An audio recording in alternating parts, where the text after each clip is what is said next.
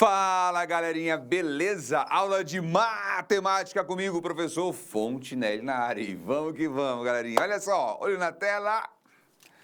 Continuando nossa aula de função, aula 2. E na aula passada, o que nós vimos, galerinha? Nós vimos que a função é uma relação entre dois conjuntos, lembra disso? Claro que nós estamos ainda falando bem superficialmente, para que você tenha uma função, uma ideia, apenas uma noção de função. Ainda nem entramos na parte matemática, mas hoje já vamos começar a beliscar a parte matemática para você começar a entender de verdade, beleza? Então vamos lá, olho na tela e vamos continuar a nossa aula? Olha só, então a função matemática é uma relação entre dois conjuntos, beleza, isso nós já sabemos, é uma relação especial, né? Lembra que tinha esse conceito? Especial entre dois conjuntos, quaisquer, que associa a cada elemento de partida, olha lá, elemento de partida. Nós falamos sobre isso aqui na aula passada, mostrando um conjuntinho para você. Esse cara nós vamos chamar de domínio.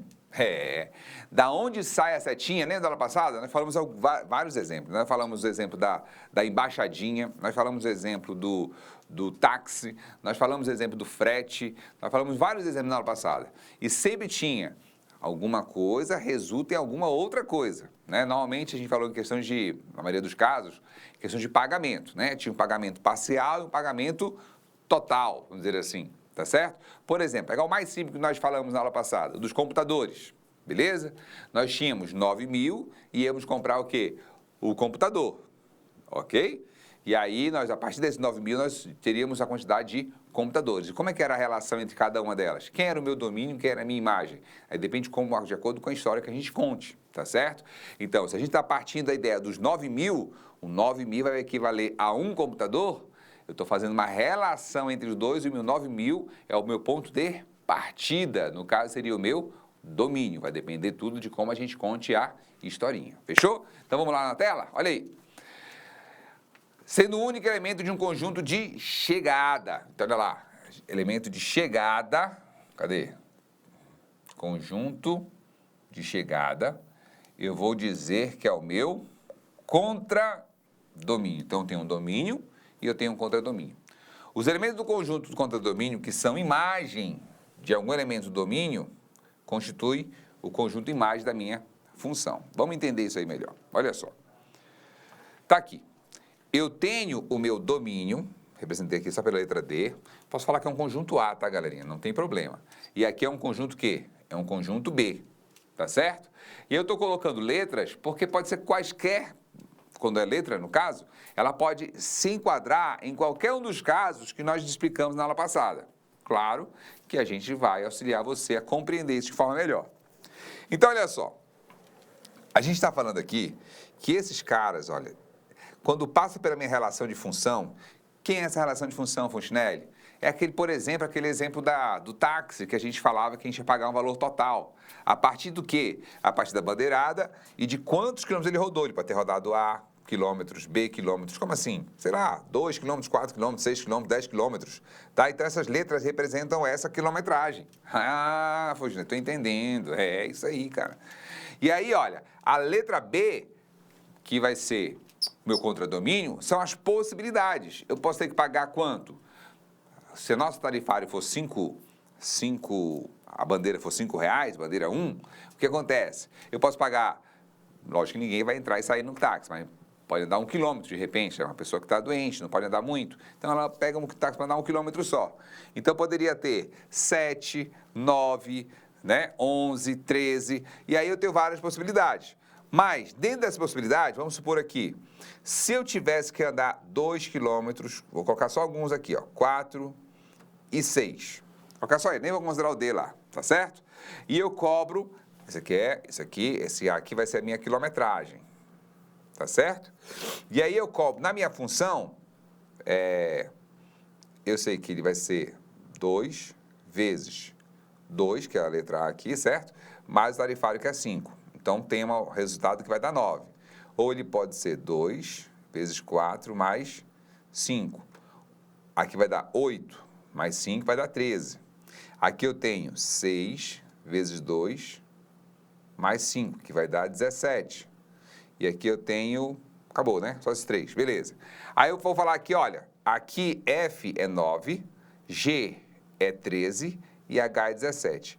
E o meu E? Vamos supor que o meu E fosse 7. Mas o meu E não entrou em nenhum caso, certo? Aqui do meu A. Não teve essa opção nesse dia. As pessoas escolheram distâncias que foram só o quê? Foi de 2, de 4 e de 6 quilômetros. Só fez 3 corridas, vamos supor. Beleza? Então, o 7, ele faz parte das possibilidades? Faz. Faustina, mas tem muito mais possibilidades. Sim, sim, com certeza. Mas se fosse colocar todas, também não caberia aqui. Né? Coloquei só um lá, só para você perceber que existem outras possibilidades. Tá certo? E aí, olha, quem é que vai fazer relação, de fato, com as corridas que ele fez aquele dia?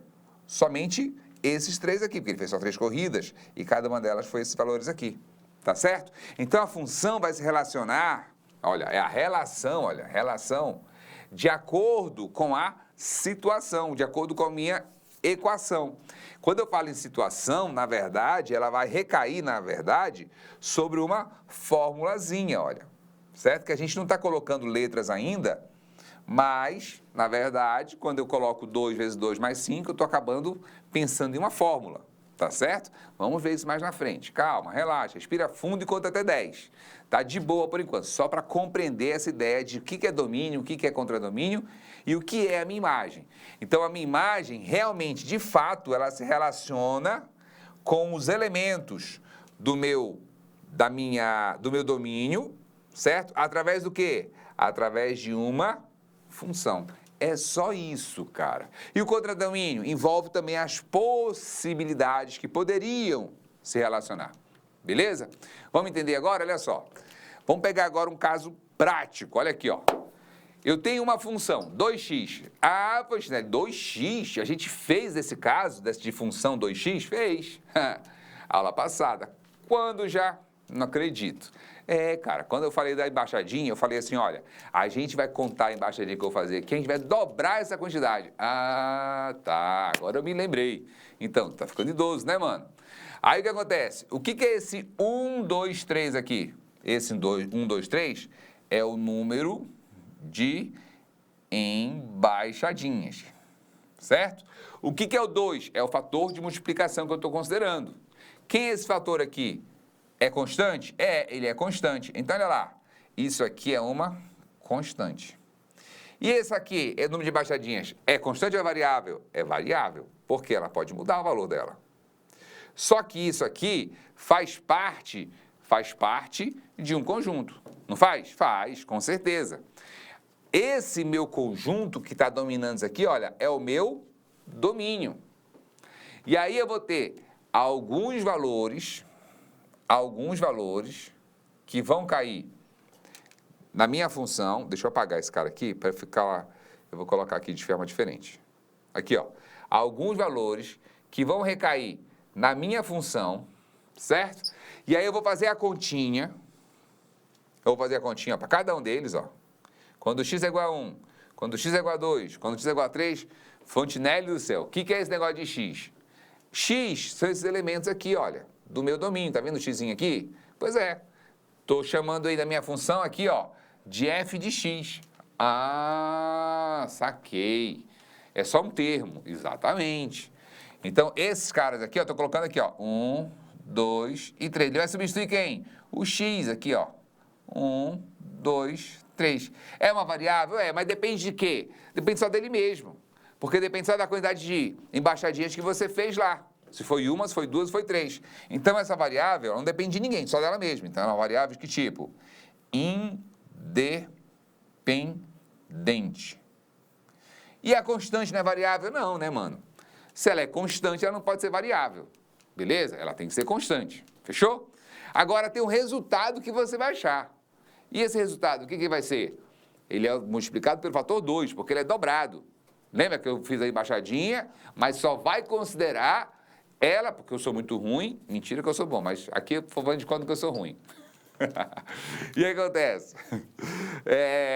Vai ser dobrado para contar, para jogar com o craque lá, beleza? Então o que aconteceu? Olha lá, a minha quantidade agora, olha, relacionou esse 1 aqui, ó, com quem? Com 2. Agora o 2 relacionou com quanto? Com 4. Esse 2 relacionou com o 4. E o 3 relacionou com o 6. Relacionou com o 6. Quem é a minha imagem? A minha imagem é o outro conjunto. Só que essa conjunto, a imagem, os que fazem relação. De fato, quando eu jogo na formulazinha lá e sai o resultado. Agora, eu poderia ter outros resultados? Poderia. Aí seria o contradomínio. Quais valores poderiam ser? Sei lá, cara, você poderia ter 8, poderia ter 10, poderia ter 12, poderia ter 14, né? Vários outros valores, mas aqui no caso, as 3 vezes que ele tentou, é porque esse caboclo é muito ruim, né? Fez só uma, depois fez 2, depois fez 3. Meu Deus do céu, ele é ruim demais. Mas vamos supor que seja assim, coloquei assim para você ter facilidade de analisar os números junto comigo. Então, esses valores aqui, ó, quem é que são eles? São valores que dependiam do teu X. Esses caras, eu chamo eles de Y. Eles são as variáveis que dependem de quantas massaginhas você fez, ou seja, variáveis dependentes. Fechou? Então, eu tenho 2 tipos de variáveis, independentes e variáveis dependentes. Ah, agora eu estou começando a entender. Olha como é que fica bonitinho no gráfico, olha lá. Ah, agora me deu medo, Fontenelle. Agora ficou top de linha, tá certo? Então, olha só. Domínio de uma função f é o conjunto de saída composta pelos elementos x aplicados à função. Então, tá aqui, ó. Esses são x, o meu x. Beleza? Fechou? Então, galerinha, próxima aula a gente continua nesse mesmo bate-ritmo que a gente vai continuar aqui falando mais de detalhes sobre o nosso domínio. Fica com Deus e até a próxima. Fui!